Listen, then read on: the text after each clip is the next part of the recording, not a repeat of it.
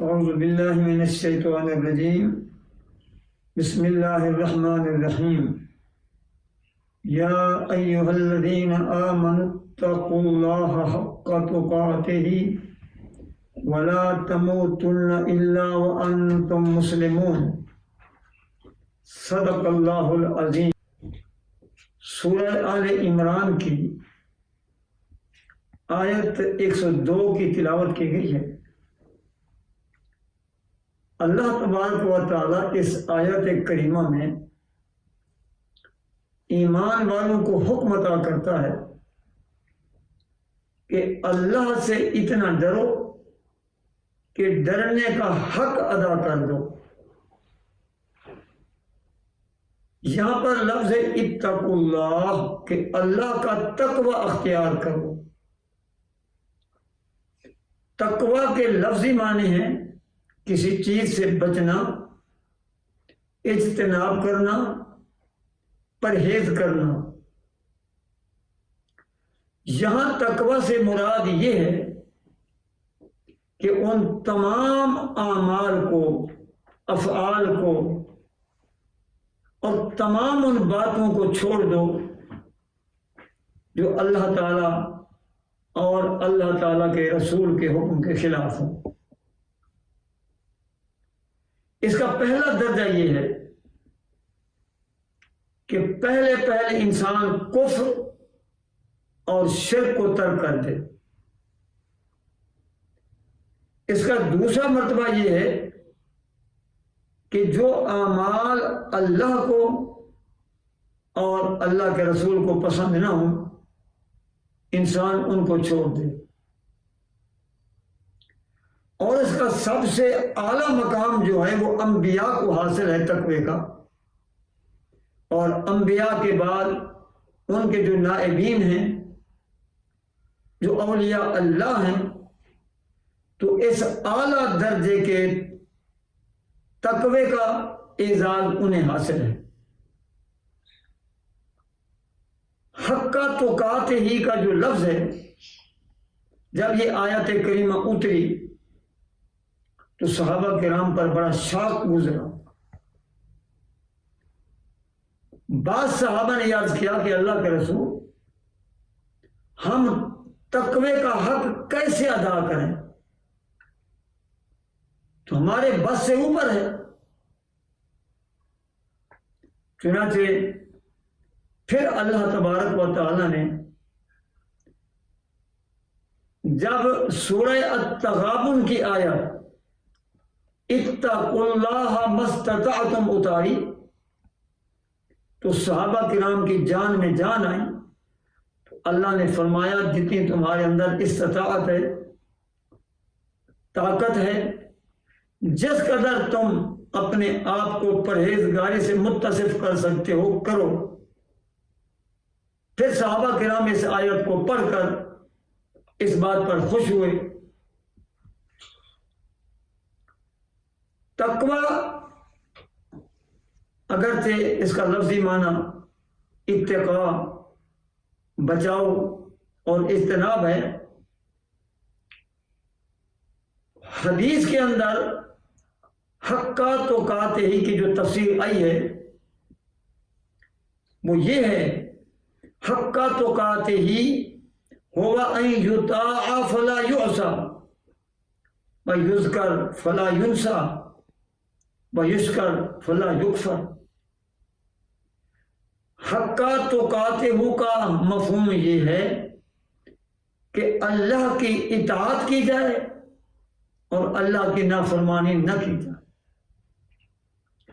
اللہ کو ہر وقت یاد کیا جائے اور اللہ کی یاد سے غافل نہ ہوا جائے، اور اللہ کا شکر ادا کیا جائے اور اللہ کی ناشکری سے بچا جائے۔ تقوی کے مفہوم میں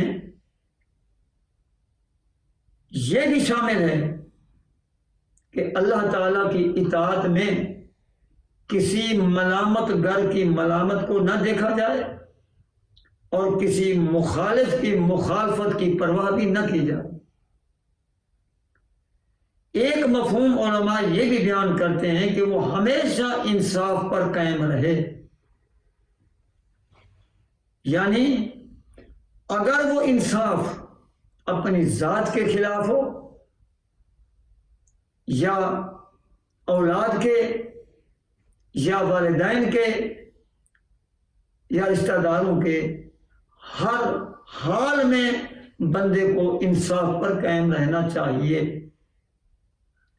اور اس کا مفہوم یہ بھی ہے کہ اپنے وجود سے انصاف کیا جائے، اپنی اولاد سے، اپنے والدین سے، ہر ایک انسان سے انصاف کو پورا کیا جائے۔ اور اسی کے اندر علماء کرام نے زبان کو بھی شامل کیا۔ وہ کہتے ہیں کہ زبان کی حفاظت یہ بھی تقوی کا ایک اہم جز ہے، کیونکہ نبی کریم علیہ الصلوۃ والسلام نے ایک مرتبہ ارشاد فرمایا، اپنی زبان مبارک پر ہاتھ رکھا، فرمایا اگر تم مجھے اس کی ضمانت دے دو اور تم اپنی عزت و ناموس کی ضمانت دے دو تو میں تمہیں جنت کی ضمانت دیتا ہوں۔ کسی صحابی نے سوال کیا، اے اللہ کے رسول صلی اللہ علیہ وسلم، کیا زبان کی وجہ سے ہم جہنم میں جائیں گے؟ تو آپ نے فرمایا میری امت کا بڑا طبقہ اسی زبان کی وجہ سے جہنم میں جائے گا۔ تو زبان کی حفاظت یہ بھی تقوی میں شامل ہے۔ اسی لیے فرمایا کہ تقوی اختیار کرو، اپنی پوری توانائی تقوی پر خرچ کر دو تاکہ تم جہنم سے اور جہنم کی انتہائی گندی غذا سے بچ جاؤ۔ جیسے کہ حدیث پاک میں ارشاد ہے کہ اگر جہنم کے زقوم کا ایک قطرہ اس زمین پر ٹپکا دیا جائے تو اس ایک قطرے کی تلخی، اس کی کڑواہٹ اور اس کی زہر سے پوری دنیا کی معیشت تباہ ہو کے رہ جائے۔ کیا حال ہوگا ان بد نصیبوں کا کہ جن کی غذا ہی زقوم ہوگی جہنم کے اندر۔ اللہ تعالی ہم سب کو محفوظ رکھے۔ ایک دن آپ نے ارادہ فرمایا، آپ کو یہ اطلاع ملی کہ ایک انصاری مسلمان بیمار ہے، تو آپ صلی اللہ علیہ وسلم اس کی تبع پرسی کے لیے روانہ ہوئے۔ اتفاقیہ اس سے بازار میں ہی ملاقات ہو گئی۔ آپ نے فرمایا کیف انت، تم کیسے ہو؟ تو صحابی نے جواب دیا کہ اللہ کے رسول صلی اللہ علیہ وسلم، میں خیریت سے ہوں اور اللہ سے اسی خیریت کی امید رکھتا ہوں۔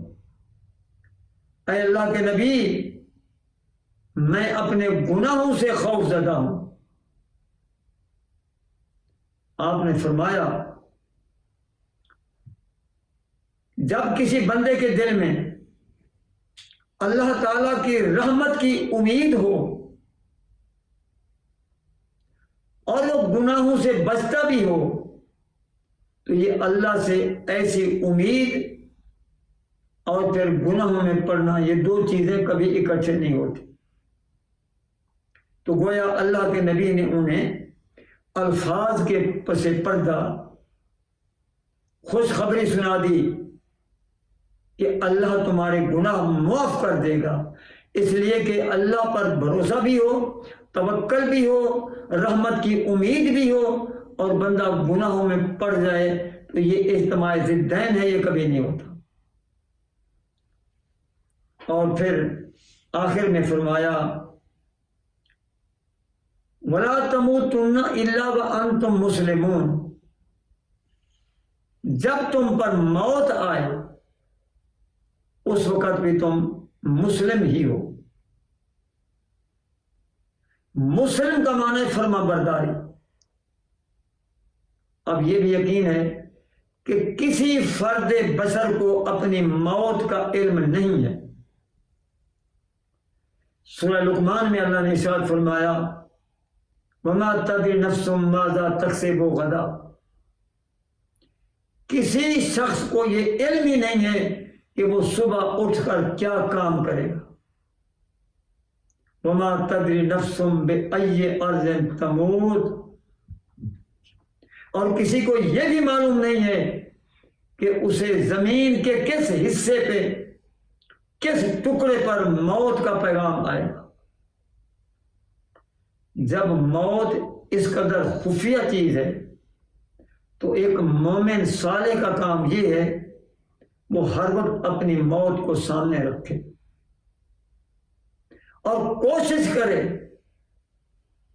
کہ کوئی ایسا کام نہ کرے جو اللہ کی ناراضگی کا سبب بنتا ہو، اور ایسا نہ ہو کہ اسی حال میں اسے موت آ جائے۔ آج کل یہ سائنسی دور ہے، انسان بڑا غرے میں ہے کہ انسان نے بڑی ترقی کی ہے، کائنات کو مسخر کیا ہے، ہواؤں پہ، سمندروں پہ، پہاڑوں پہ، ہر جگہ اس کی بادشاہی ہے۔ لیکن اس ترقی نے جس قدر انسان کو غیر محفوظ کر دیا ہے، اس سے پہلے انسان کبھی غیر محفوظ نہیں تھا۔ مثال کے طور پر ہم بسوں میں سفر کرتے ہیں، یہ تیز رفتار بسیں جو ڈرائیور غیر ذمہ دارانہ طور پر ان کو چلاتے ہیں، ایک ہی ایکسیڈنٹ میں سینکڑوں لوگ لقمہ ادر بن جاتے ہیں۔ اس دور میں جو بیماریاں آ رہی ہیں، ابھی کرونا کی مصیبت ٹلی نہیں ہے، اس میں لاکھوں لوگ مر گئے۔ جب ہمیں اپنی زندگی کا بھروسہ نہیں ہے تو ہم سب کو یہ چاہیے، جس طرح بزرگان دین فرماتے ہیں کہ موتو قبل ان تموتو، حقیقی موت سے پہلے تم موت کے ہمکنار ہو جاؤ، یعنی موت کی تیاری میں لگ جاؤ۔ جب ہی فرشتہ موت کا حکم لے کر آئے تو بندہ اس وقت بھی اپنے رب کی فرما برداری میں ہو۔ اللہ تعالیٰ سے دعا ہے کہ اللہ تعالیٰ ہم سب کو اسی موت کی حقیقی تیاری کرنے کی توفیق عطا فرمائے۔ وآخر دعوانا ان الحمدللہ رب العالمین۔